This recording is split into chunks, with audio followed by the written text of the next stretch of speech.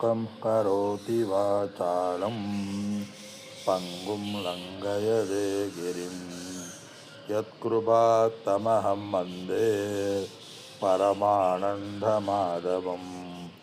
யம் பிரம்மா வருணேந்திரருத்ரமருதः துன்வந்தி திவ்யஸ்தவை வேதை சாங்கபத்ரக்கணோபனிஷதை காயந்தி யம் சாமகாம் ஞானாவஸ்திததத்கதேன மனசா பஷ்யந்தி யம் யோகினः யஸ்யான்னம் ந விதுः சுராசுரகணாः தேவாய தஸ்மை நமः தேவாய தஸ்மை நமः. அனைவருக்கும் என்னுடைய வணக்கங்கள். பகவத்கீதையினுடைய 12வது அத்தியாயமான பக்தி யோகத்தை நாம் பார்த்து வருகின்றோம். இந்த பக்தி யோகத்தில் பகவான் கிருஷ்ணர் அர்ஜுனனுடைய கேள்விக்கு பதில் கூறினார். அர்ஜுனுடைய கேள்வி, நிர்குண பிரம்மத்தை வழிபடுபவர்கள் உயர்ந்தவர்களா அல்லது சகுண பிரம்மத்தை வழிபடுபவர்கள் உயர்ந்தவர்களா என்பது பகவானுடைய அர்ஜுனுடைய கேள்வி. அதற்கு பகவான் கூறுகின்ற பதில், அர்ஜுனுடைய கேள்வி எப்படி இருக்குன்னு சொன்னால், 5வது படியில் ஒரு 5 படி இருக்கின்றது. 5வது படியில் சென்றவர்கள் இறைவனை கிடைப்பார்களா அல்லது 4வது படியில் ஏறியவர்கள் இறைவனை அறிவார்களா, யார் உயர்ந்தவர்கள் என்பது போல இருக்கின்றது. ஆக அர்ஜுனன் கேள்வியே 4:5 ஆரம்பித்து விடுகின்றார். ஆனால் அது உண்மையிலேயே அதை நாம் ஞாபகப்படுத்தி கொள்ள வேண்டும். உண்மையிலேயே அது 1, 2 படி நாம் ஏற வேண்டும், 3வது படி ஏற வேண்டும். 1, 2, 3வது படி ஏறினால்தான் 4, 5 உடைய படிகள் போக வேண்டும். பகவானுடைய பதில் 5வது படிதான் உயர்ந்தது. ஏன்னா 5வது படியில் ஏறினா தானே இறைவனை பார்க்க முடியும். ஒரு கோயிலில் மூலஸ்தானத்துக்கு 5 படி இருக்குன்னு சொன்னால் 5 படி ஏறின பிறகுதான் நான் மூலஸ்தானத்தை ஏற முடியும், பார்க்க முடியும். அது மாதிரி இந்த இடத்துல சொல்கிறார், ஐயப்பன் கோயிலில் 18 படி இருக்கும்பாங்க. அந்த 18 படியும் கடந்தாத்தான் ஐயப்பனை பார்க்க முடியும். அந்த 18 படியும் ஆணவம், கண்மம், மாயை, பற்று, பாசம் இதெல்லாம் பொதுவாக சொல்லுவாங்க. சுருக்கமாக சொன்னால் அறியாமையை நீ கடந்து செல்ல வேண்டும். அறியாமையுடைய விளைவான அத்தியாசம், உட்சேபம் இதெல்லாம் நிறைய 18 படி சொல்லுவார்கள். அதனால் நம்ம இருக்க வேண்டும். ஆனால் இந்த இடத்துல பகவானுடைய பதில் நம்ம இப்பொழுது சச்சைமமும் பார்த்து வருகின்ற கருத்து, 5 படிகளை பற்றி நாம் சிந்தித்தோம்.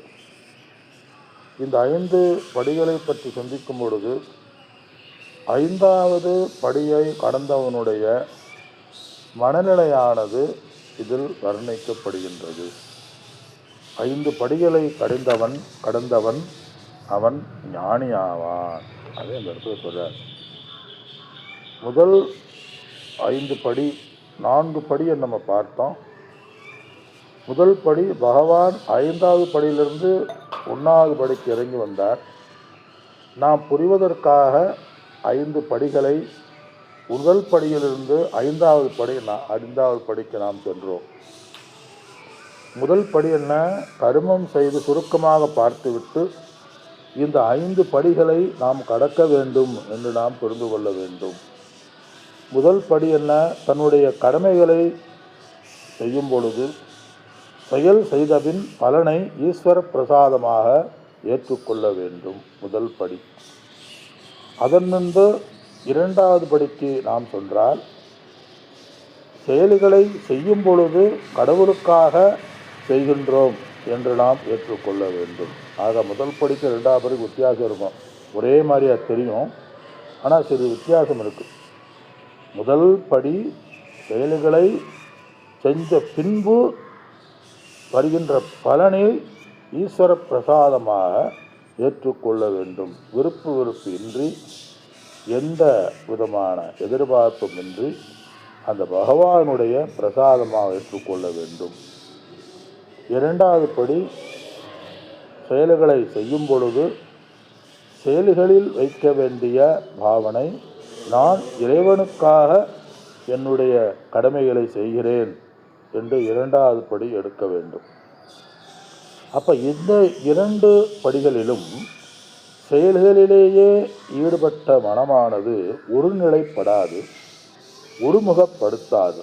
ஓடிக்கொண்டே இருக்கின்ற உடல் மனம் ஒருநிலைப்படுத்தாது.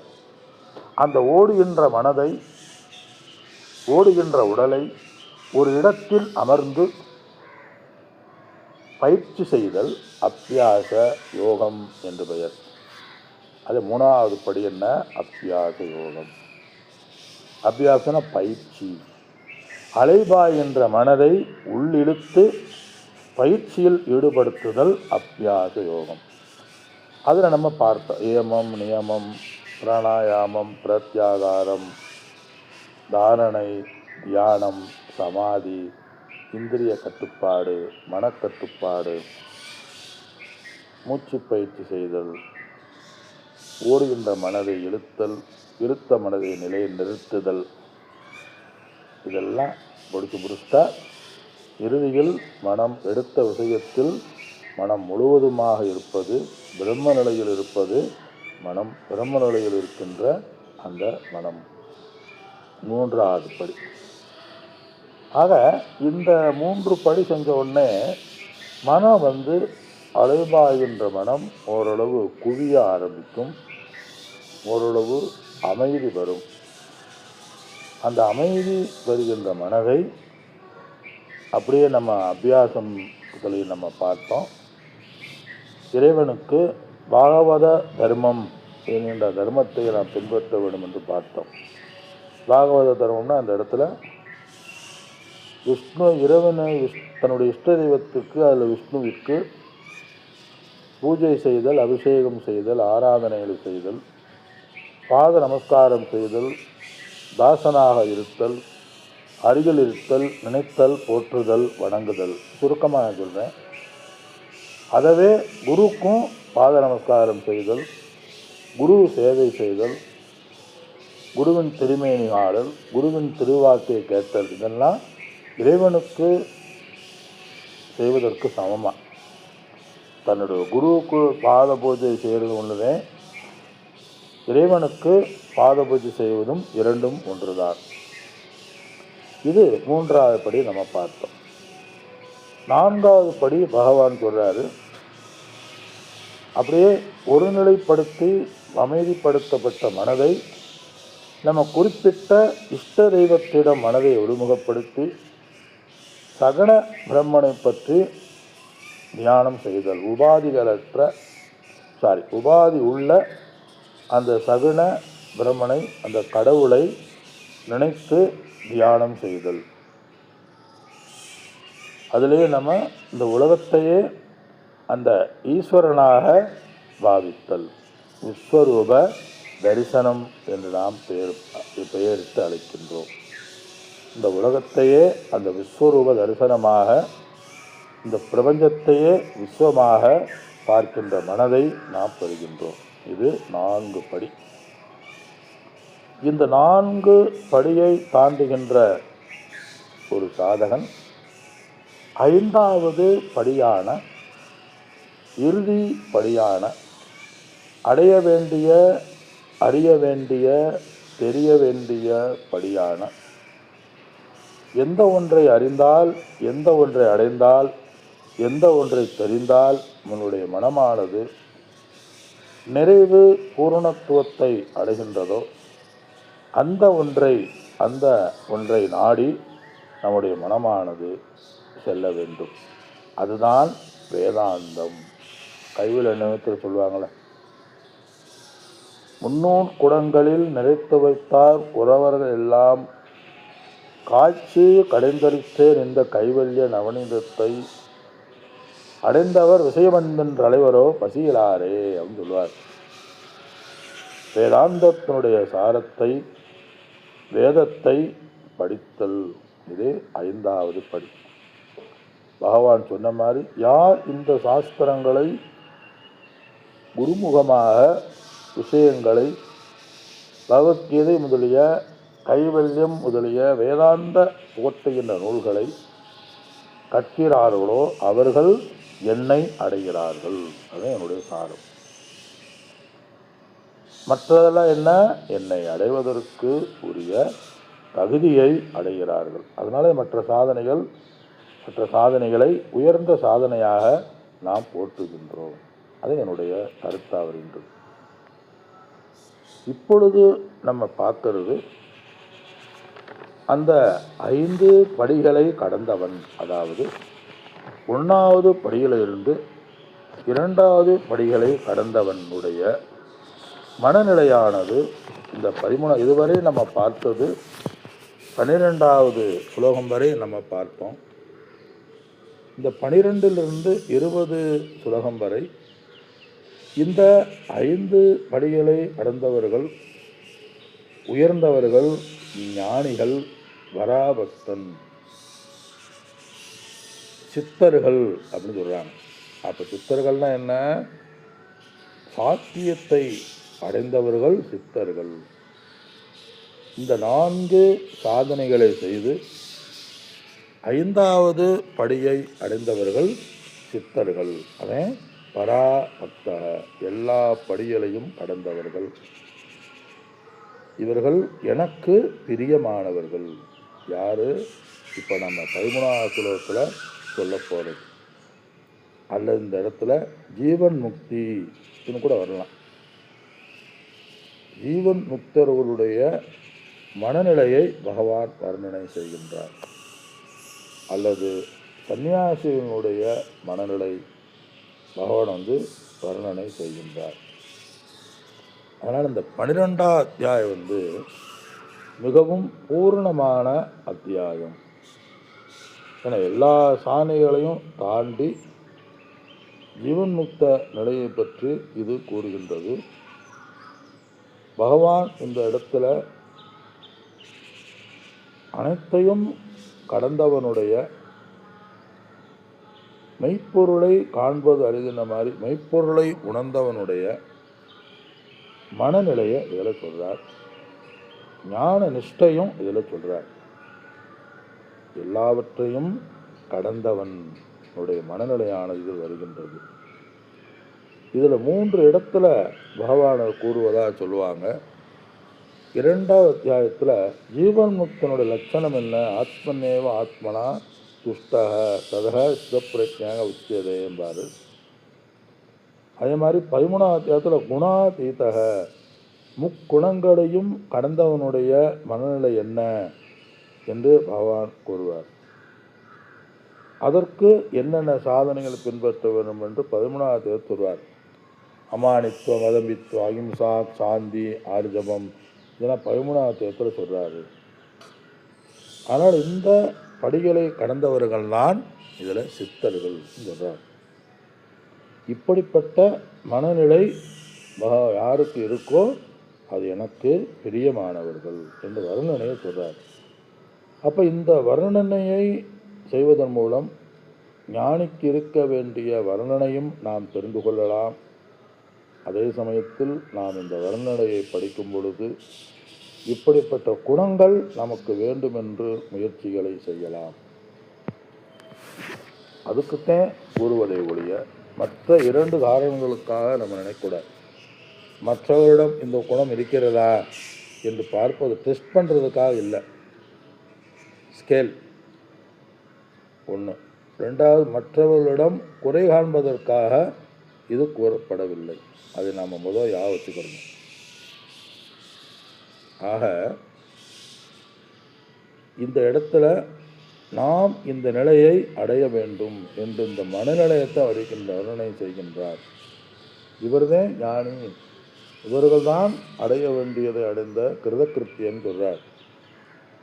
ஆனால் நம்ம என்ன சொல்கிறோம், பொதுவாக ஒருத்தரை ஞானி என்ற ஒருத்தரை சொன்னால் இந்த தத்துவவாதிகளுக்குள்ளேயே நம்ம சாஸ்திரங்களிலேயே அல்லது ஆன்மீகத்திலேயே பல குழப்பமானது இருக்குது. ஒரு ஞானி என்றால் ஒரு டிஃப்ரெண்ட்டாக அவர் இருப்பார். குளிக்க மாட்டார், ட்ரெஸ்ஸை மாற்ற மாட்டார், ஒரு மாதிரியாக பேசுவார், சாப்பிட மாட்டார், அழுக்காக இருப்பார், அடிப்பார், குத்துவார், ஒரு மாதிரியாக இருப்பார், ஒரு மாதிரியாக பேசுவார்.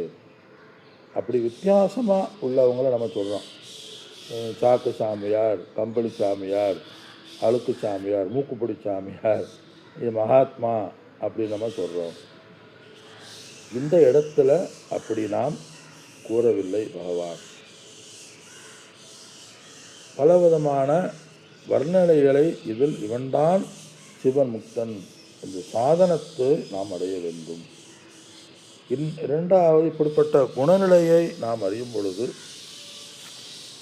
இது ஏற்கனவே அடைந்த ஞானிகளுக்கு இது சாத்தியமாகின்றது. புதிதாக அடைய இருக்கின்ற சாதனங்களுக்கு இது சாதனையாகின்றது. இந்த குணத்தை நாம் அடைய வேண்டும் என்ற ஒரு சாதனையாக இது ஆகின்றது. அந்த மனநிலை அந்த இடத்துல இந்த லட்சணமானது ஒருவனுடைய மனம் எப்படி இருக்க வேண்டும், நாம் எப்படி இருக்க வேண்டும் என்று நாம் கடைபிடிக்க வேண்டும். இதை படித்தவுடன் நமக்கு இந்த குற்ற உணர்வானது வந்துடக்கூடாது. ஏன்னா நம்ம லட்சணம் இல்லையே அப்படிங்கிற குற்ற உணர்வானது வரக்கூடாது. இந்த லட்சணத்தை நானும் பழக வேண்டும் என்ற ஒரு மன உறுதி, மன தைரியமானது வர வேண்டும். சாதாரணம் அதுதான் தபம் என்பது. சாதாரணமாக அந்த குணம் வராது. ஆனால் இந்த இடத்துல பகவான் கிருஷ்ணர் 7 லட்சணங்களை சொல்கிறார். முதல் ஸ்லோகத்தில் முதல்ல 13வது ஸ்லோகம் அத்வேஷ்டா சர்வபூதானாம் சொல்கிறார். அத்வேஷ்டக வெறுப்பற்றவன், சர்வபூதானாம் எல்லா ஜீவராசிகளிடத்திலும் வெறுப்பற்றவன் சொல்கிறார். வெறுப்பற்றவன்னா எல்லா துவேஷம் என்பது இல்லை. யாரிடமும் யாரையும் இவனுக்கு பிடிக்காதவர்கள் என்பது இல்லை, பிடித்தவர்கள் என்பதும் இல்லை, வெறுப்புக்குரியவர்களும் இல்லைன்னு இதில் சொல்கிறாரு. நம்ம என்ன செய்யணும், வெறுப்புக்குரியவர்களும் இல்லை என்று நாம் கூட வேண்டும். சாதர்கள் பின்பற்றும் வேளிவாக நாம் இதை சொல்ல வேண்டும். வெறுப்பு என்பது இவனிடம் இல்லைன்னு சொல்கிறார். அப்போ நம்ம ஏன் இவனிடம் வெறுப்புங்கிறது இல்லைன்னு சொன்னால், அதுக்கு முதல் நம்ம யார் மீதெல்லாம் நமக்கு வெறுப்பு வரும் அப்படின்னு சொன்னால், முதல் இது யார் நம்மை அவமானப்படுத்துகிறார்களோ, யார் நமக்கு மதிப்பு கொடுப்பதில்லையோ அவர்கள் மீது நமக்கு வெறுப்பு வரும். யார் தவறு செய்கிறார்களோ, யார் நாம் சொல்லை கேட்பதில்லையோ, யார் நம்முடைய அகங்காரத்துக்கு இறை போடுவதில்லையோ அவர்கள் மீது நமக்கு வெறுப்பு வரும். இது வெறுப்புக்கு காரணம், முதல் காரணம். இரண்டாவது, மற்றவர்கள் நம்மை திட்டும் பொழுது, நம்மை குறை கூறும் பொழுது, நம்மை துன்புறுத்தும் போது நமக்கு மற்றவர் மீது துவேஷமானது வரும். மூன்றாவது முக்கிய காரணம், எந்த இடத்துல வேற்றுமையானது முக்கிய காரணம். எந்த இடத்துல வேற்றுமையானது பார்க்கப்படுகின்றதோ அந்த இடத்துல நமக்கு வெறுப்பானது வரும். எங்கே வேற்றுமை இருக்கோ அந்த இடத்துல நமக்கு வெறுப்பானது வரும். இது எல்லாவற்றையும் கடந்தவன் யார்? ஞானி. ஏனெனில் இவன் எந்த பலவிதமான இன்னொன்று சொல்கிறார் விளக்காசிரியர், எல்லா இடத்துலையும் துவேஷமானது வராது. யார் மீது ராகம் பற்று பாசம் இருக்கிறதோ அவர்கள் மீது நமக்கு வெறுப்பு வரும். நேரடியாக போயிட்டுருக்கோம். எக்ஸாமினேஷனில் நிறைய பேர் ஃபெயில் ஆவாங்க, வெறுக்க வருது. நம்ம